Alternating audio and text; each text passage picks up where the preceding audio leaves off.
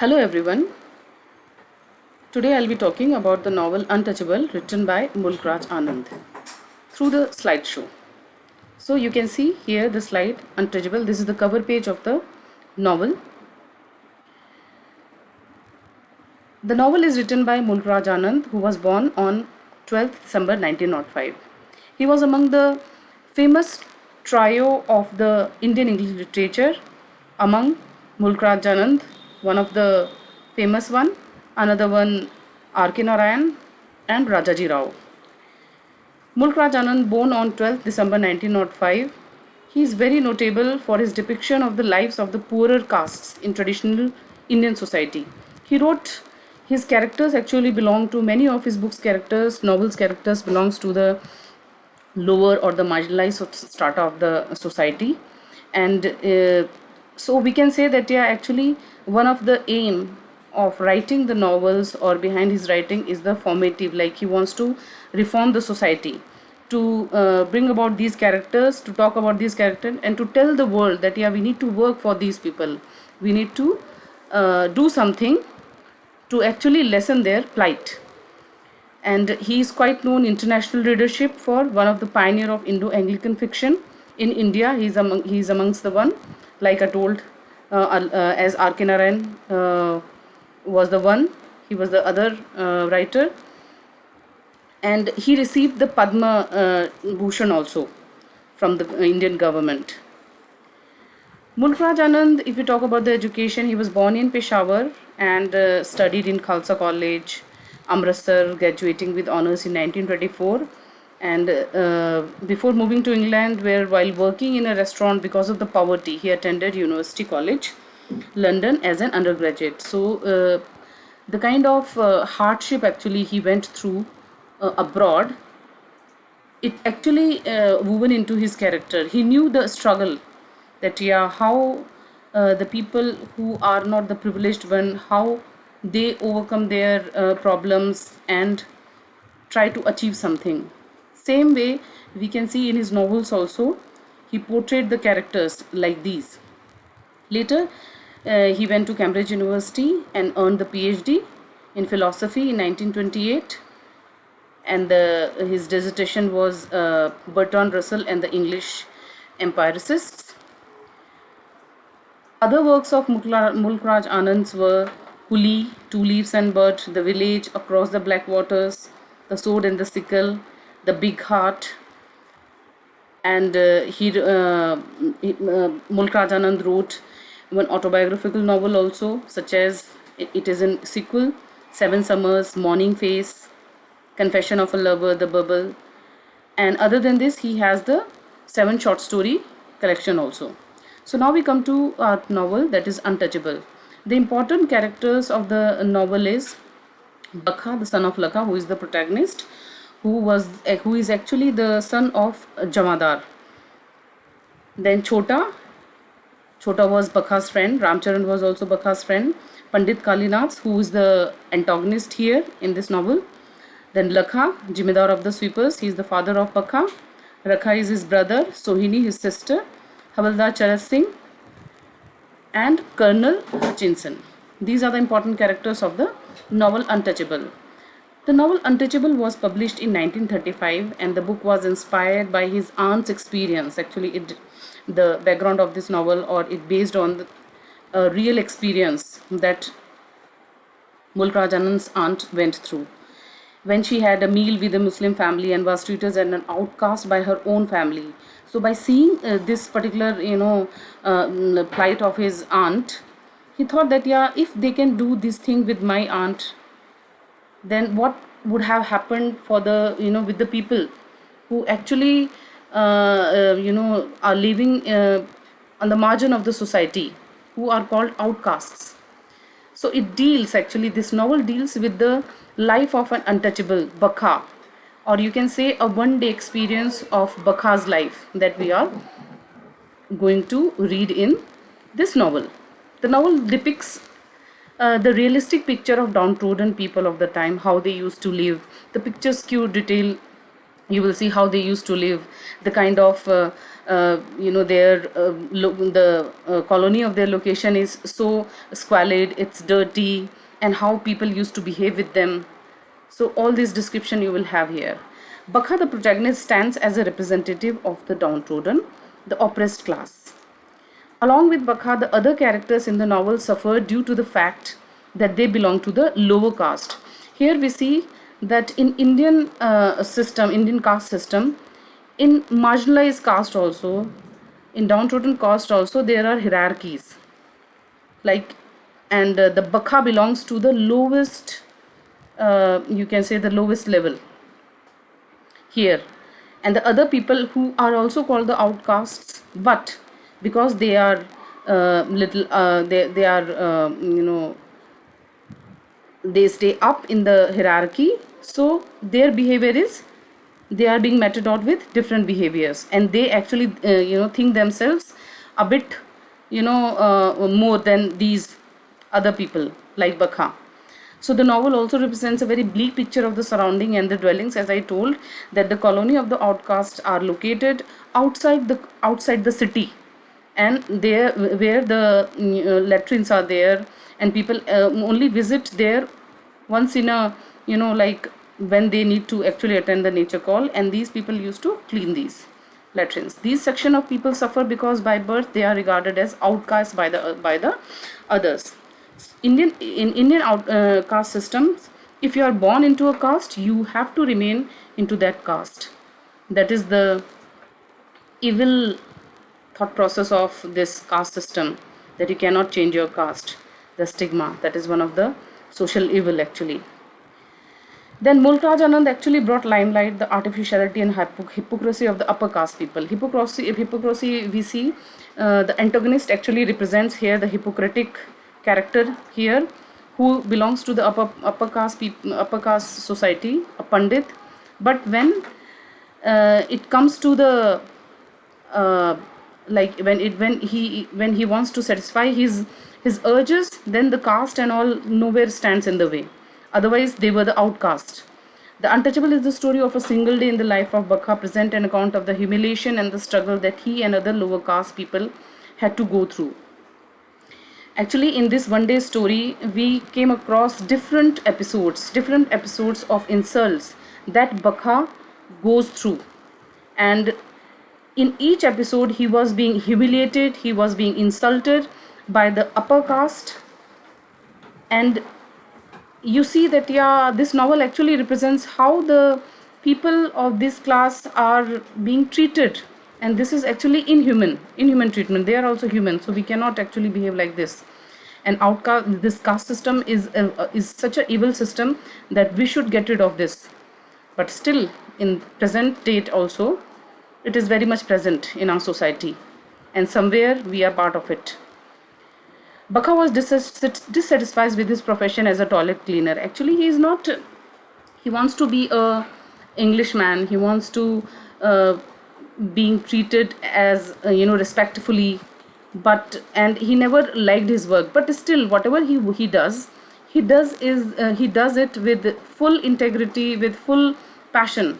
Though it is a toilet cleaning, still he wanted to actually pursue a better life by educating himself. And in the novel we came across that, yeah, he came to know two boys who goes to school, belongs to upper class, and he asked them that, okay, if you can teach me, you can teach me to write and learn, then I'll give you some paisa. So he bargained that, yeah, if you are ready to teach me, then I'll give you something. He was so earnest and so eager to learn, to teach, to learn to write. The lower caste people of his village were restricted, from drawing water from the well, so entering from the temples, touching anything, because their touch is considered polluting. Even the earth will be like, it will pollute when they walk on the earth. So the custom was like this, that, yeah, they have to tie around their waist a broom, so wherever they are going, their footprints will be wiped out by the broom. And they have to wear a earthen pot in their necks, they cannot spit on the earth because earth will get polluted. So these kind of, harsh treatment was shown in the novel. And we see here that Mulk Raj Anand very honestly, and it is a realistic novel, you can say, and it is a social novel, a realistic novel, being described the life of a person who belonged to the lower strata of the society, and it is worth reading. And we can say that this novel actually represents the evil of the day. So I'll be finishing with this. I'll be talking in the next video about rest of the novel. Thank you. Today I'm going to give you a brief overview of British literary history. British literary history, as you can see in this image, is divided into many eras, many ages. Each age has its own feature. Each age is dominated by different writers. Here we see that in image it is shown, first period is the Old English Anglo-Saxon period, that is from 450 to 1066 AD. The term Anglo-Saxon comes from two Germanic tribes, the Angles and the Saxons. This period of literature dates back to their invasion along with the Jutes of Celtic England circa 450. The era ends in 1066 when Norman France and William conquered England. Then we see the Middle English period, that is from 1066 to 1500 AD. The Middle English period sees a huge transition in the language, culture, lifestyle of England and results in what we can recognize today as a form of modern recognizable English. The era extends to around 1500. In 1500 to 1660 is the Renaissance period. Recently, critics and literary historians have begun to call this the early modern period, but here we retain the historical familiar term Renaissance. This period is often subdivided into four parts, including the Elizabethan age, the Jacobean age, Caroline age, and the Commonwealth period from 1500 to 1660. Though Elizabethan age starts from the year 1558. So the Elizabethan age was the golden age of the English drama. Some of its noteworthy figures include Christopher Marlowe, Francis Bacon, Edmund Spenser, Sir Walter Raleigh, and of course the towering figure William Shakespeare. Then we come to the next period, that is called the Neoclassical period. The timeline of the Neoclassical period is 1600 to 1785. It is subdivided into ages including the Restoration, that is 1660 to 1700, the Augustan age 1700 to 1745, and the Age of Sensibility 1745 to 1785. The Restoration period sees some response to the puritanical ages, especially in the theatre, and here Restoration comedies developed during this time under the talent of playwright like William Congreve or John Dryden and so on.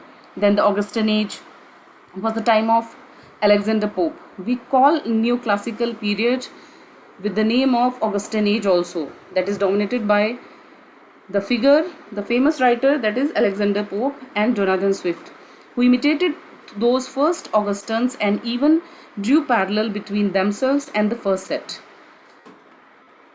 Then came the Age of Sensibility, was the time of Edmund Burke, Edward Gibbon. These all we include in Neoclassical period only. Then comes the Romantic period from 1785 to 1832. The beginning of date of the Romantic period is often debated. Some claim it is 1785, immediately following the Age of Sensibility. Others says it began in 1789 with the start of the French Revolution. And still other believes that 1798, the publication year of William Wordsworth and Samuel Taylor Coleridge's book Lyrical Ballad, is its true beginning. And the towering figures of this age were obviously William Wordsworth, Coleridge, William Blake, Lord Byron, John Keats, Charles Lamb, Percy Bysshe Shelley, De Quincey, Jane Austen, Mary Shelley. It is a plethora of works are there that are very famous from the Romantic period. Then comes the Victorian period. Period's timeline is 1832 to 1901. This period is named for the reign of Queen Victoria, who ascended to the throne in 1837, and it lasted until her death in 1901. It was the time of great social, religious, and intellectual and economic issues heralded by the passage of the Reform Bill and so many other things. And our literature in Victorian period actually influenced by all these activities that happened in the Victorian period. That's why we have a vast variety of literature produced in Victorian era. Then the towering figure of the Victorian era are Alfred Lord Tennyson, Matthew Arnold, Thomas Carlyle, John Ruskin, Walter Pater. And in this age only, finally, prose fiction truly found its place under the auspices of Charles Dickens, Charlotte, Emily Bronte, George Eliot, Anthony Trollope, Hardy, and Thackeray, Samuel Butler. After that comes the Edwardian period that starts from 1901 and ends in 1914. This period is named for King Edward VII and covers the period between Victorian death and the outbreak of World War I. Although a short period, the era includes incredible classics novelists such as Joseph Conrad, Maddox Ford, Rudyard Kipling, H.G. Wells, Henry James, and so on. And we have notable poets such as W.B. Yeats, and the dramatist James Barrie, George Bernard Shaw, and John Galsworthy. Then comes the Georgian period from 1910 to 1936. The Georgian period usually refers to the reign of George V, 1910 to 1936, but sometimes it also includes the reign of 4 successive Georges from 1714 to 1830. Georgian poetry today is typically considered to be the work of minor poets, anthologized by Edward Marsh. The themes and subjects matter tended to be rural or pastoral in nature, particularly this work. Then comes the modern period. Modern period 1914, and it actually goes on. That's why there is a question mark. So the modern period traditionally applies to work written after the start of World War I, and the common feature includes bold experimentation with subject matter, style, form, encompassing narrative, verse, drama. Some of the most notable writers of this period includes the novelist James Joyce, Virginia Woolf, Aldous Huxley, D.H. Lawrence, Joseph Conrad, Dorothy Richardson, Graham Greene, E.M. Forster, and many are.